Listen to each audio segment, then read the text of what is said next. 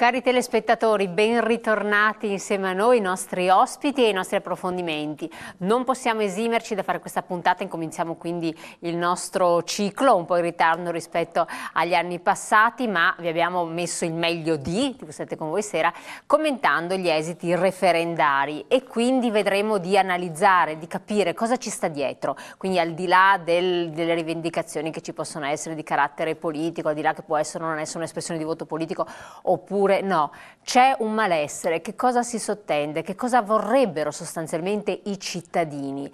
È una forma anche di appartenenza, di senso veneto che emerge rispetto alla Lombardia o qualche cosa di molto più profondo e trasversale? Vedremo di capirlo con i nostri ospiti. Poi ve li presento, anzi ve li presento subito e poi andiamo nel nostro spazio dedicato ai pensionati, come sempre, a sollecitarvi a stare attenti alle vostre pensioni con lo Spicigelle del Veneto. Ma vediamo chi c'è con noi in studio. Ben arrivato l'avvocato Alessio Morosini, Indipendenza Veneta, grazie di essere qui con noi. Buonasera a lei. Federica Pietrogrande, Lega Nord, grazie anche a lei. Eugenio Gattolin, direttore Confcommercio Veneto, grazie, che verrà a presentare le categorie produttive del Veneto.